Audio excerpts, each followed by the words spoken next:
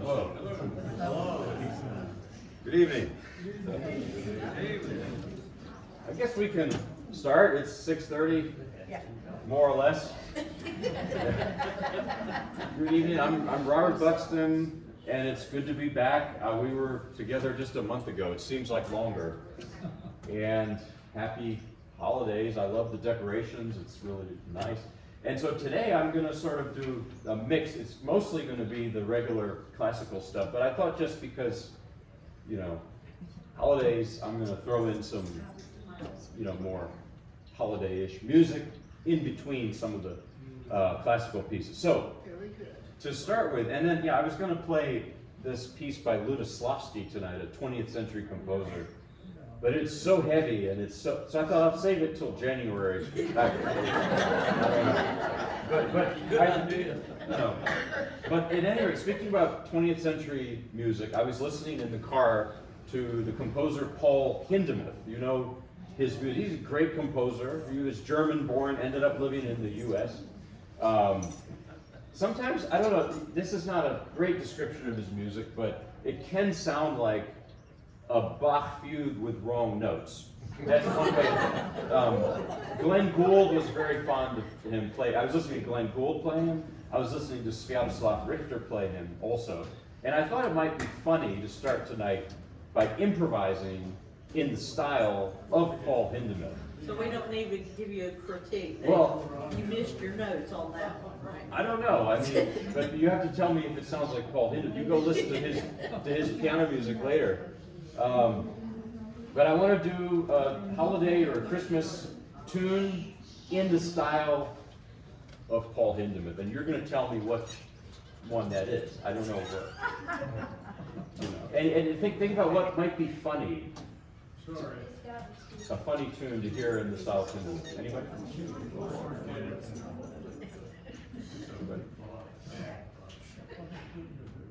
This is an established song that you're playing. Oh no, I'm making it up. That's what I'm saying. Sorry. What I need, I'm going to take a Christmas song or a holiday song and improvise on it in the style of Hindemith. But you have to tell me what Christmas song or holiday song. You have to tell me what that's going to be. Yeah, no, you tell me which. Sorry, it could be Jingle Bells or whatever. Rudolph in the style of. You tell me. What do you want to hear? Joy to the World. Oh, Joy to the World in the style of Hindemith. Okay, let's do that. Yeah, let's see what happens. I don't know. Okay. But remember, it's Hindemith, so.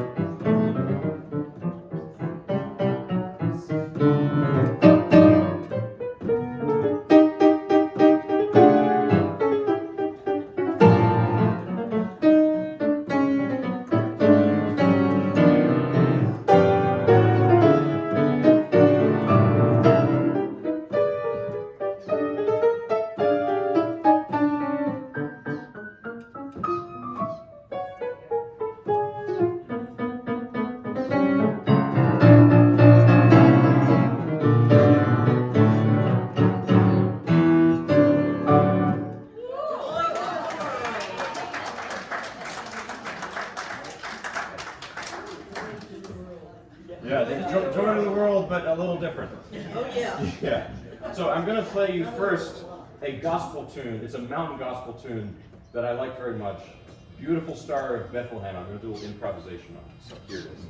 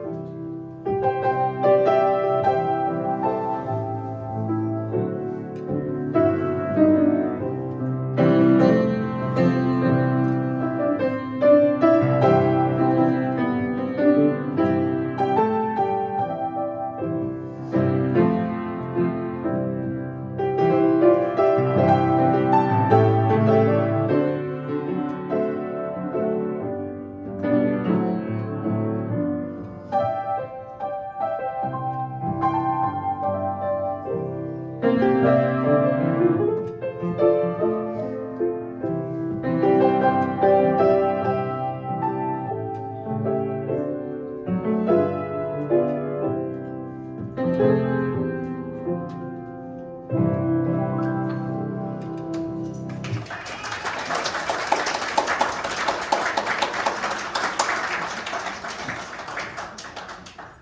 Now a couple classical pieces that I may have done last time. I always have a couple new ones, so that'll come later. But this one is from an opera by Gluck. It's an arrangement of the melody from Orpheus and Eurydice. So the story of the opera, well, he wrote it in 1762, thereabouts, in Vienna. So actually, Gluck lived a little bit before Mozart. I mean, actually, Mozart was 5 or 6 at that time. He was writing music then, right? So maybe I was wrong saying that. But the opera is, of course, it's the story of Orpheus and Eurydice, which is an ancient Greek myth. And Eurydice dies. She goes to the underworld. Orpheus goes after her to save her. And he brings his harp, his lyre, L-Y-R-E, not L-I-A-R, it's different. You know. And he tries to charm the gods to let her come back with him. Finally, Hades says, okay, she can go to Earth again, but don't look back when you're going. You know, there's a story in the Old Testament, Sodom and Gomorrah. It's the same line, don't look back. Unfortunately, at the last moment, Orpheus does look back, and Eurydice goes to the underworld. That's it. So it's a tragic story, but you know, they changed the libretto a little bit. I like it. In the opera, Cupid intervenes, and Eurydice comes back at the very end, and they have a big celebration, and everyone lives happily ever after. It's kind of nice. But this... Not forever. Well, no, nothing's forever. You know? Well, who knows? I don't know. They're ancient Greek gods. So but this is a lament, clearly. This melody is a lament from the opera. In the original, it's a flute and strings played. And the piano version I'm playing, there are many versions. There's a version for violin. You know, I told you I'm obsessed with the violin. But this piano arrangement is by an Italian composer named Scambati. I love that name because it just sounds delicious. Scambati, you know. Yes, I'm going to have the, you know, the Scambati, please, with the bolognese sauce. It just sounds, I don't know. And I love this arrangement because it's a little bit old-fashioned in a good way. This is the kind of arrangement that it's not played as much as it used to be. Maybe 120 years ago, pianists likes to play this. For instance, one of my favorite musicians ever, Rachmaninoff, recorded this. And so this is the kind of thing he would play in a recital. But you know, today, it's not, I don't know, it's a little antiquated, and I like that. It's what's old is new. So anyway, one more thing I want to say is that sometimes people will come to me and they'll say, you know, I don't really get classical music. Can you explain it to me? And they say, I don't have enough education about it to really get it. And so my first answer is, look, I don't know a thing about cooking, but I love to eat.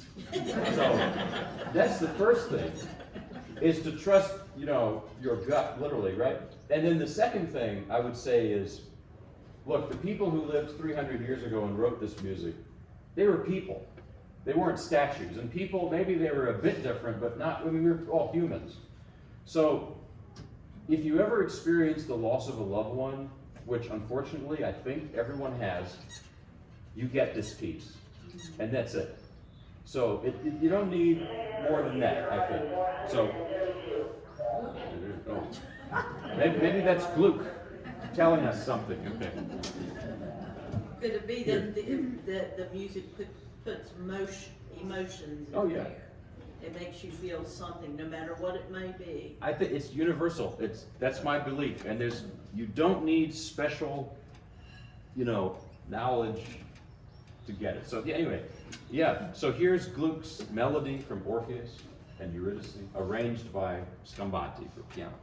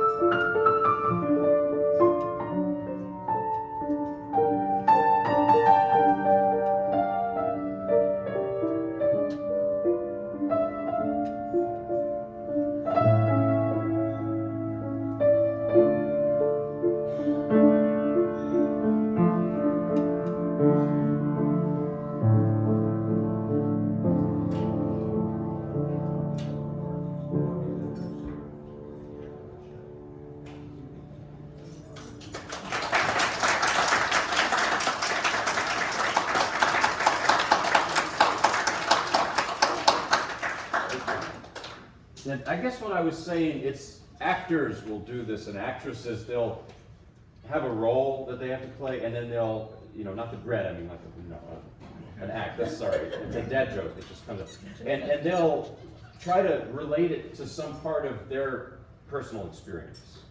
And then that's how they open that part of themselves to play the character, It's the same with music, either as a performer or a listener, try to relate it to something personal and make it make sense to you. That's what I'm trying to say. So the next piece I've also done here for you before is a list arrangement of Mendelssohn, his Auf Flügeln des Gesanges, on Wings of Song. And it's a lieder, to be sung in German. I don't sing in German, so sorry. Liszt arranged it for piano solo. And what I feel in this piece, I feel it's a reflection of Mendelssohn's character, his personality. He was, from what I read, I didn't know him. He was born in 1809. I wasn't. So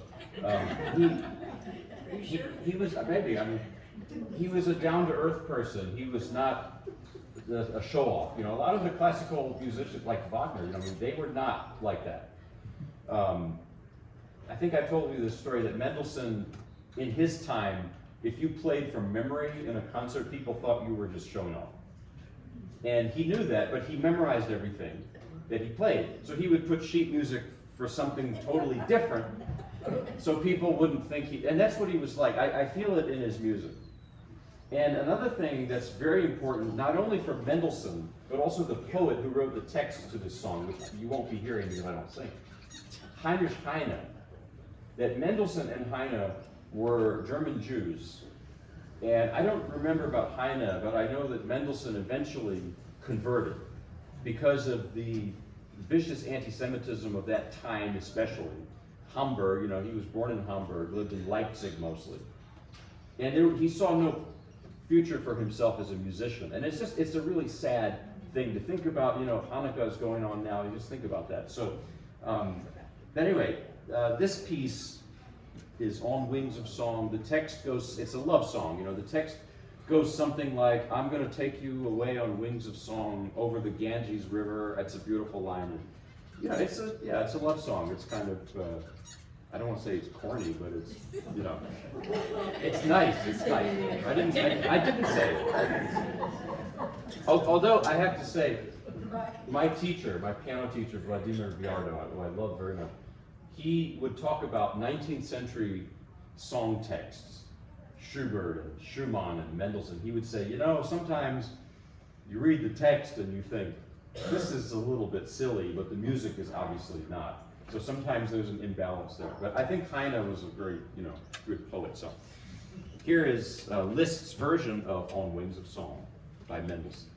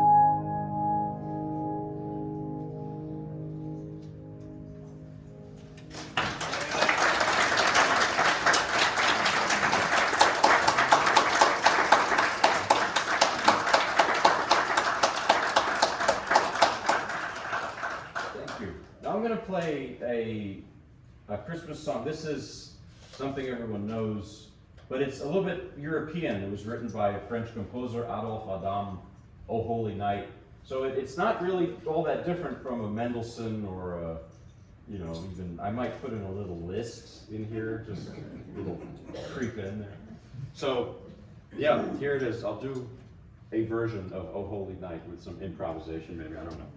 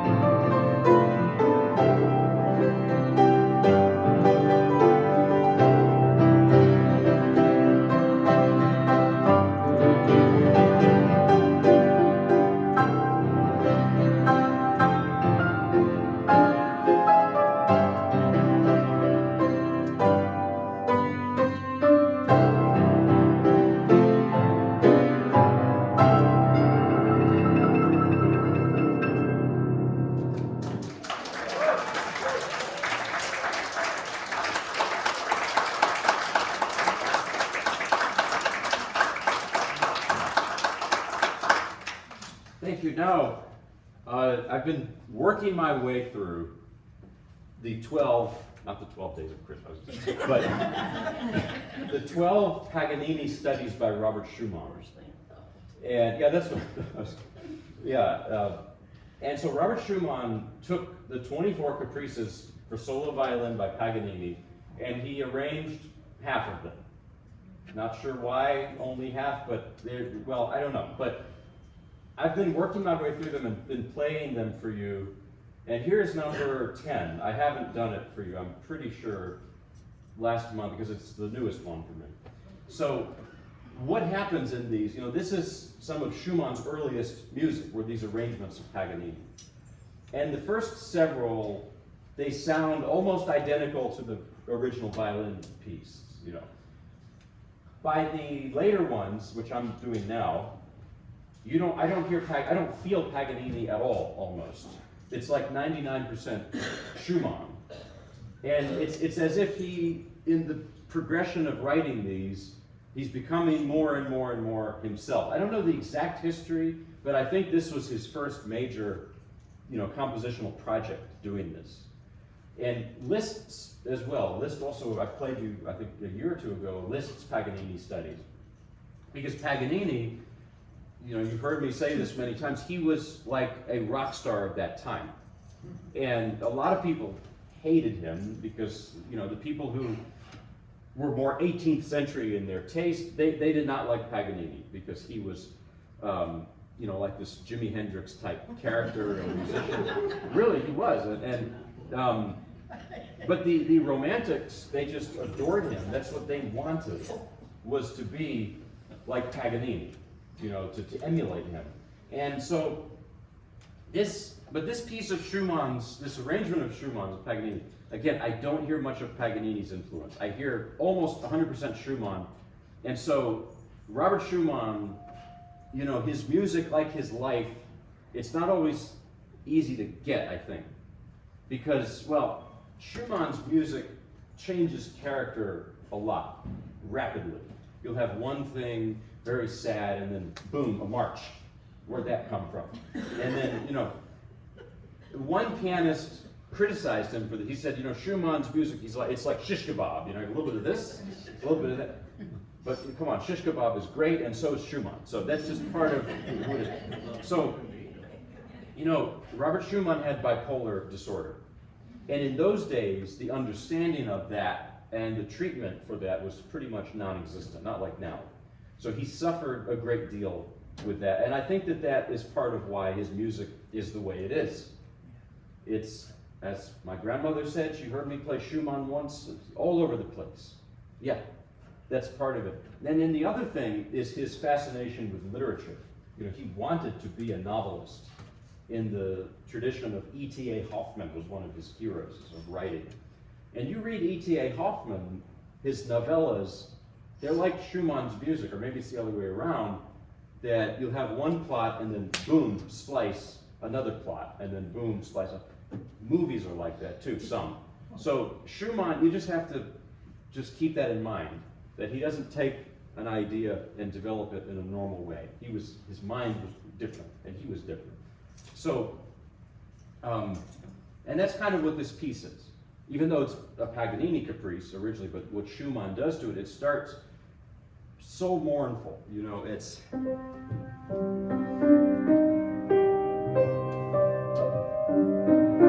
It's like bleak.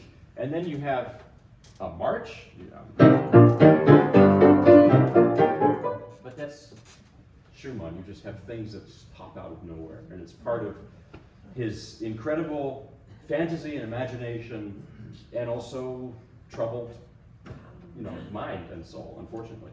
So here is the piece.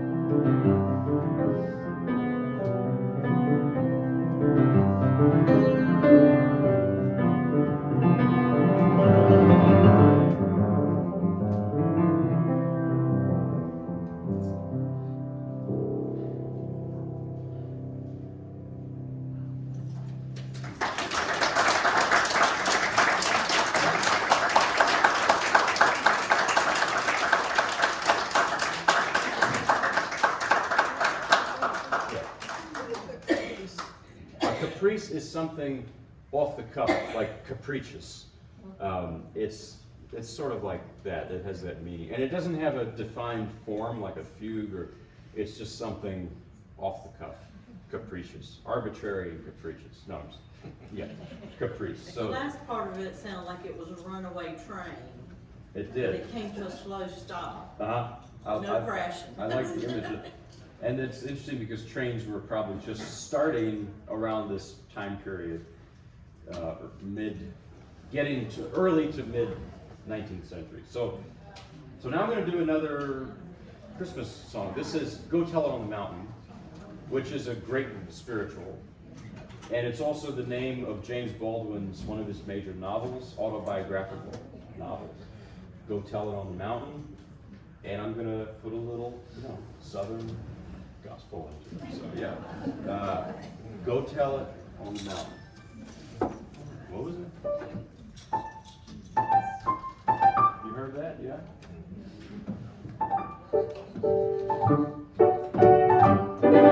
I could do a whole thing on that, so, okay, maybe next time. Here's Go Tell It on the Mountain.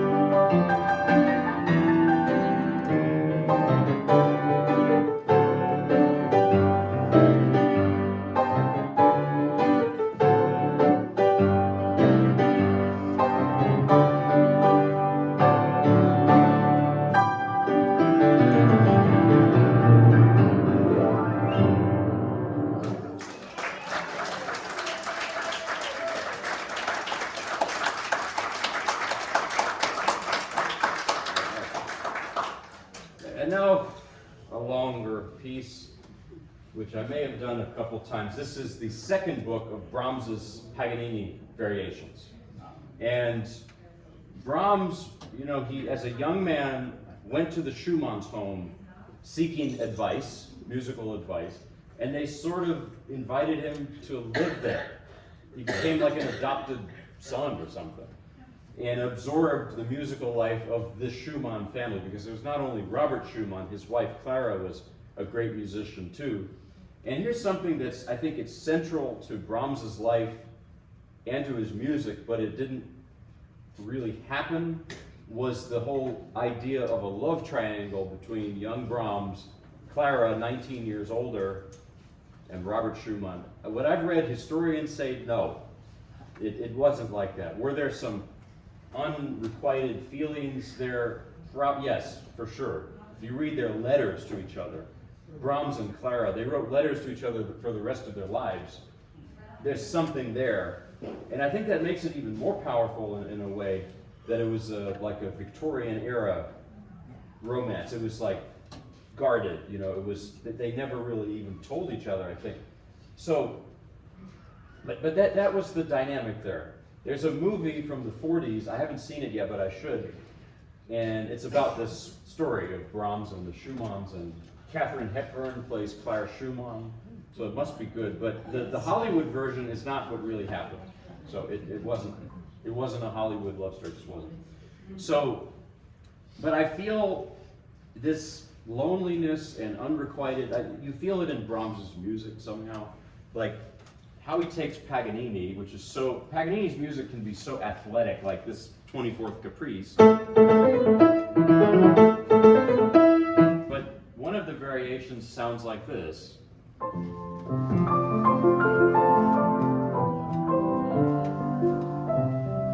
How does that have to do with Paganini? I mean, it doesn't matter. It's Brahms, and it has his wistfulness and his nostalgia. Here's another one that almost sounds like the famous lullaby.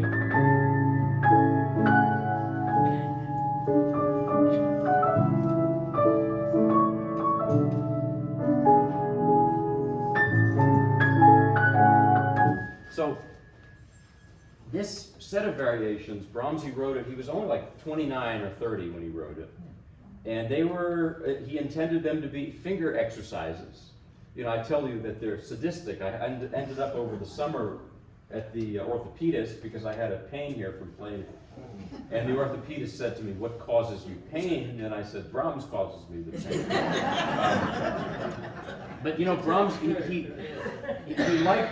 he liked the way that they sounded, so he converted them from being exercises into this piece, which goes both ways. It's nice because I play it because the music is so rich and has so much soul and depth to it, but it's also like, you know, you're playing these awkward and impossible things, so that also sort of, it just makes it so, you know, I ask for your understanding too.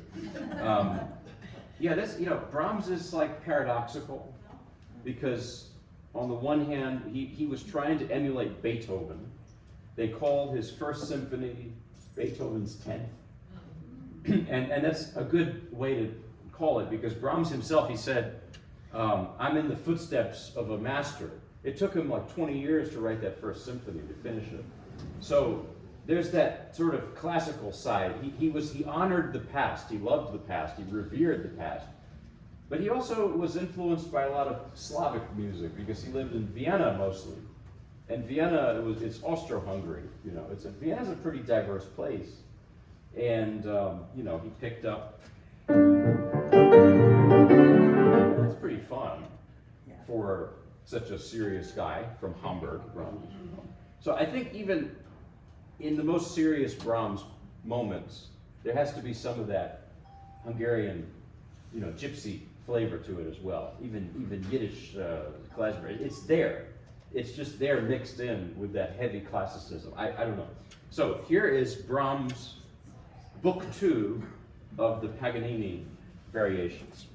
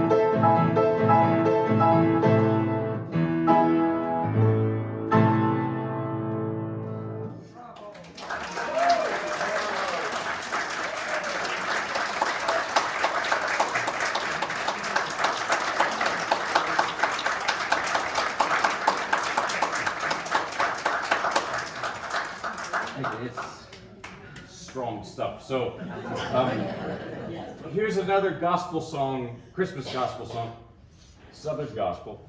Oh, what a wonderful child. And I'll say it's a little newish for me, so I'll do my best. But yeah.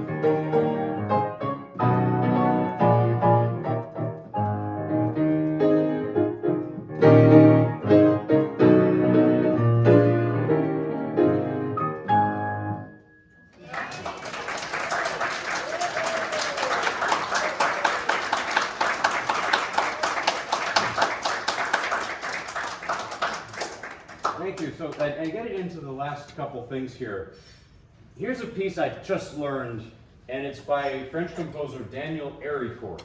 I've told you about him because I'm friends with his wife, his widow, lives in Greensboro. So Daniel Héricourt was born in France in 1900, around then. And he knew Claude Debussy well. He knew Maurice Ravel and all the composers of that time and place. And he ended up, you know where he ended up living? Is Greensboro, North Carolina, right nearby. He taught at UNCG for many years, and unfortunately he's no longer with us, but his music is, and it's a goal of mine to learn some of it, maybe all of it. So I learned a piece that he wrote in the 1920s, and this is a good, because I'm going to do that longer 20th century dissident piece next time, but this is a good, way to dip one's toes into 20th century music, because he uses, it's quite pungent, like he uses these chords, like some Stravinsky-ish, Ravel-ish chords, but this is a piece in the style of ragtime. And it's funny because, and it reminds me of like Charlie Chaplin or something. So it's called Pièce en forme de rag. I wish I could have known him personally because it sounds like he has a great sense of humor. Well, his wife says he did, and I can tell in the music. So I can't wait to play it for her so I can test it on you first if you don't mind. No, I didn't mean it like that. Look, every performance is the same, has the same weight to it. So you play for 1 or 1,000,000, it doesn't matter. So, but I'm just half joking here. So here is, but I do need to prepare it, so I don't want to let her down. So this is Piece in the Style of a Ragtime by Daniel Héricourt from the 1920s.